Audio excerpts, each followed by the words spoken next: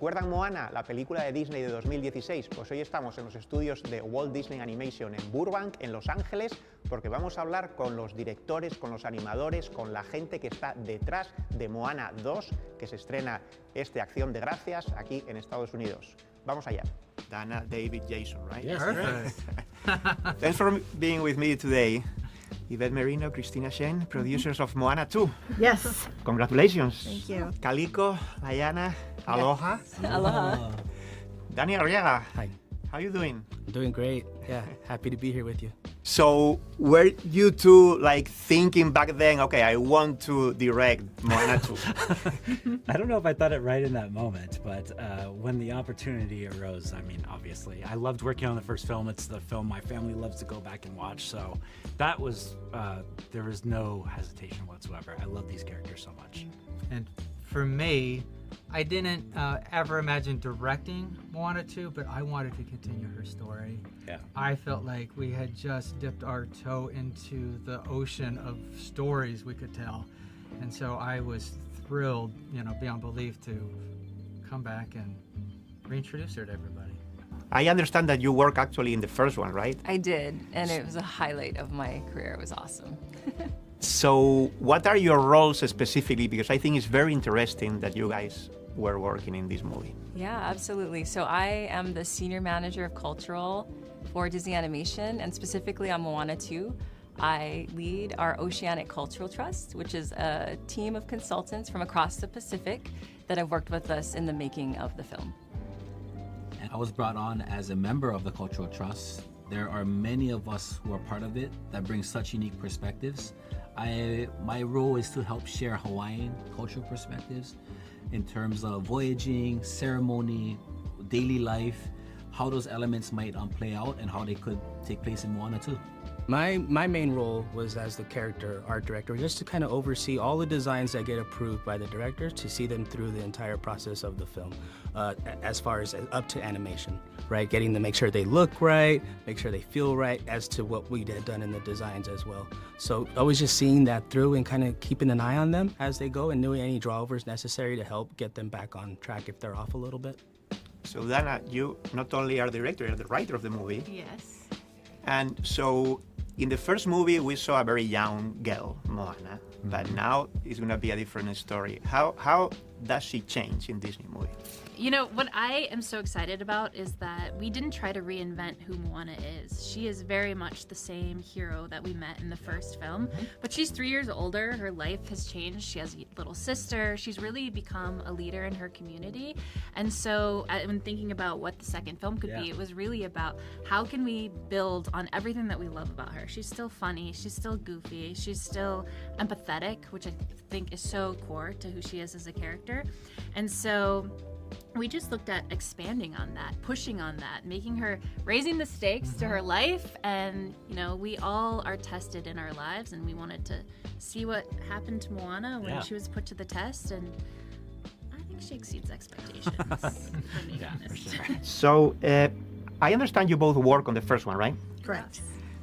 What is going to be different and what is going to be very familiar to the fans of Moana with this second movie? Well, I think, we have Moana and Maui returning, and we have Grandma Tala who comes back. But what's exciting about this new journey that she goes on is we bring on, this time she's going on the journey with a crew. And so we have Kele, the farmer, Moni, who is the historian and the storyteller, and Loto, who is the engineer. And this time, Pua goes on the journey, and so it brings, I think, more emotion, it brings more comedy, more fun and entertainment. How much do you look at how the characters were built in the first movie in order to change or not change them or make decisions about them? Yeah, I looked at them a lot. And the number one reason why is just because I wanted to make sure I was understanding the style of those characters. So that way when I create anything new, I'm still sticking to those, rules of that world. of anything that's specific that they are consistently doing.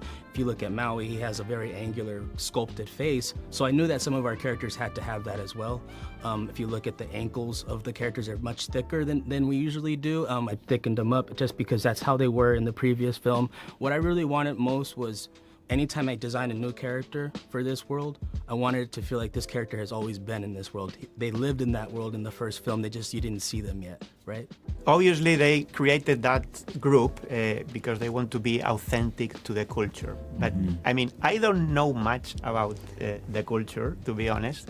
But I understand that there are many different Pacific, I mean, the Pacific is huge, many different cultures, the Pacific Islanders. So how do you make sure that you are like truthful to everyone? And what is what Moana wants to represent specifically? Yeah, well, it's definitely a very challenging but exciting task, and an impossible one, if you will, to be able to, represent everyone.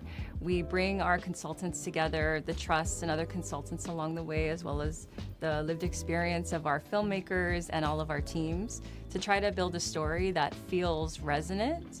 So if you are a Pacific Islander, and specifically if you're Polynesian, that you might be able to see yourself in Moana's journey, in the village, the Motunui that she lives in, and in how she faces obstacles and finds herself along the way.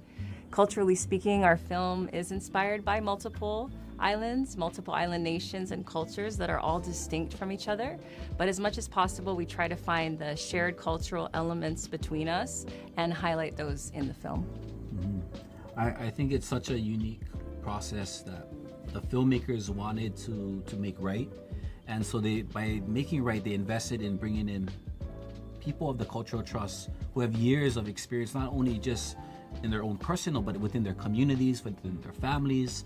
And so you get all of that kind of brought into share perspectives, because I might be able to speak on Hawaii's behalf for certain areas. And again, maybe not for all of Hawaii, I gotta be very specific, but to learn from our other teammates, other cultural trust members, to hear their perspectives. That's how we had Zooms together, we had times together where we sat down and we watched the film and we gave our feedback. So learning from each other was another strong area, but I feel like it took a lot of investment from the producers, from the entire Disney organization to try to do it right in a way that we can see it ourselves in it.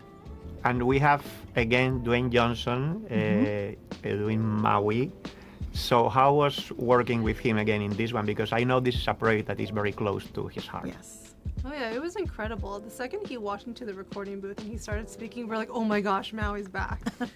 And so the moment that he brings his voice to the animation work really makes Maui come back as a character. And Can I tell? So there was this moment.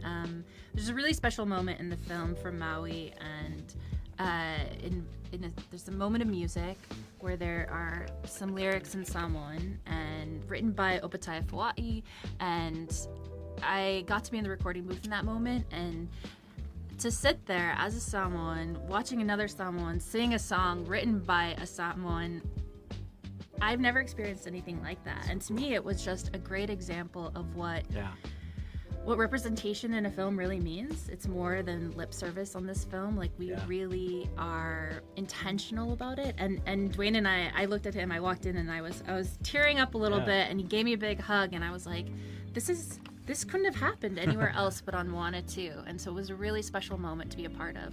Yeah. I think for me, the very first time he stepped in the booth and you heard him come back as Maui, it's so awesome. I love that character so much. He's so funny. He's so fun. But then when the warmth that he brings to this character is incredible. And we had another day where he brought his daughters and his wife and his mother were there. And so it's very much a family event for him. And he really cares deeply for this film and for these characters. When you do a sequel of an animation movie, I guess there is always kind of this question about how much do we want to change the look of the movie? Because obviously technology advances in this year, you can do more things. At the same time, you don't want to change so much. Did you have like these conversations? What were your decisions there? We've been lucky to, have a lot of the same artists and leaders who worked on the first Moana work on the second Moana. Yeah. And really, it has been building off the incredible richness and vibrancy of the world and of the water. Yeah, absolutely. And just taking that forward, but we are doing things now that we were not able to do on the first Moana. Yeah. The complexity with the water, Absolutely. the complexity with the storm, the amount of characters. Yeah, it's really incredible. And tell me a little bit about the music, because the music of the first movie was super popular, and we had Lin-Manuel Miranda creating some of the songs. So who is writing the music here? Yes, music is always important to our films, and we were so excited that we have Emily Bear and Abigail Barlow coming in and writing our songs, really partnering with Mark Mancina, who's returned from the original film, and Opataya Fawai. And the four of them, when they get together and they kind of combine their efforts towards the music, has made something truly, truly magical. And I really mean it when I say I cannot pick out my favorite song or my favorite moment, because they're all so good. But really, having Mark Mancina come back and Opataya Fawai kind of layer in the magic that they do has made the music in this film truly special. And for the rest of the world, the people that are not part of that culture, what one thing would you like for us to take from the culture when we see the movie? That's one of the things I hope is people see the importance of your crew. Who are the good people around you in your life that can help you and your family achieve amazing things, or your community to achieve amazing things? Two beautiful messages, really. Thank you so much. Thank you for you. your time. Thank you.